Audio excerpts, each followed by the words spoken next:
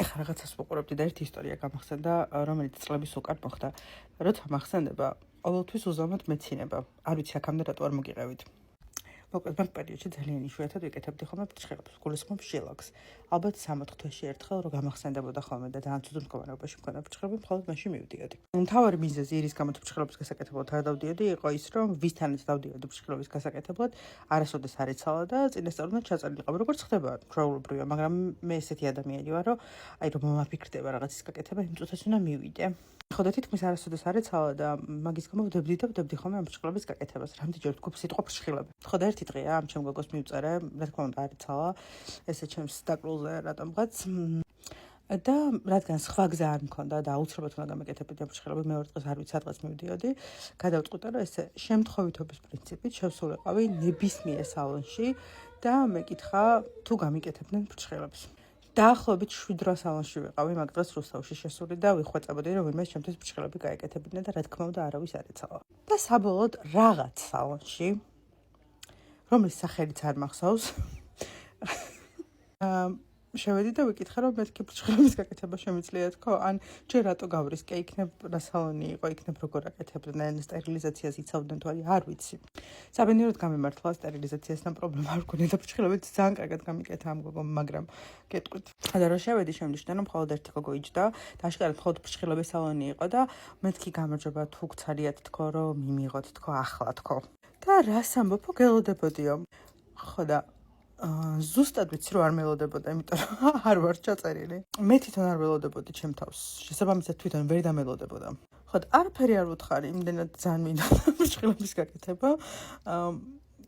კაი მეთქი. და რომ მივდიოდი და საჭდომად რომ ჩემთვის ფრჩხილები გაეკეთებინა, მთელი ეს პერიოდი ვლოცულობდი, რომ არ მოსულიყო ის ადამიანი, ვისაც მართლა ელოდებოდა. მაგრამ რომ მოსულიყო ის ადამიანი, ვისაც მართლა ელოდებოდა, გადაწყვეტილი მქონდა, რომ ეგრევე ავდგებოდი და გამოვიდოდი. რა პროცესშიც არ უნდა ვყოფილიყავით, შთითები შეყოფილი რომ მქონოდა გასაშრობად, მაგ მომენტშიც კი ავდგებოდი და წამოვიდოდი.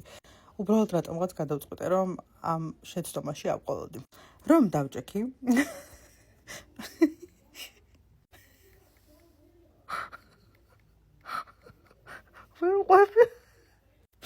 აი, მართლა დარწმუნებული ვარ, რომ 90% არ დამიჯერებთ, მაგრამ თავში წამომარტყა.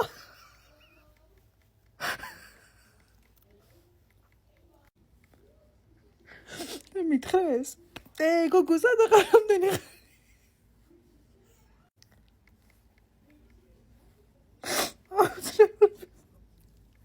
და მეთქი რავი, დავიკარგე თქო, არ ვიცოდი მე თქო. და უშერა გიჟუნია ხარო და კიდე დამარტყა. და თავში ესე მირტყა. ამ ძალიან მეგობრულად მეკცეოდა, უბრალოდ მირტყა. აშკარად ის ადამიანი, ვისაც ელოდებოდა და ვინ დაიკარგა, ძალიან ახლოს იყო მასთან, იმიტომ რომ მირტყამდა. იმდენად მინდოდა ფრჩხილების გაკეთება. ავიტან რომ მირტყამდა. არ ვფიქრობ რომ ამით დამთავრდა და მხოლოდ ორჯერ დამარტყა. არა. საკმაოდ ბევრჯერ შემომარტყა ფრჩხილების გაკეთების დროს. ოღონდ შემომარტყა რა წარეთ კი არ შემომარტყა. აი დაკალს რო ხუმრობით დაარტყა. მე არ ვიზამდი მაგას, მაგრამ დაახლოებით ხო ხვდებით. გოგო შენ რა გიჟი. და ესე რამდენჯერმე დამარტყა. ასევე მოიკითხა დედა ჩემი, რომელიც საზღვარგარეთა არ იყო დედა ჩემი საზღვარგარეთ. მეკითხა იმდენად დაძაბული ვიყავი, რომ ყველაფერში უყვებოდი და მხოლოდ იმას ვნერვიულობდი, რომ სადმე სახელის ხსენება არ დამჭირვებოდა, იმიტომ რომ წარმოდგენა არ მქონდა რა ერქვა იმ გოგოს, რომელსაც ურტყამდა.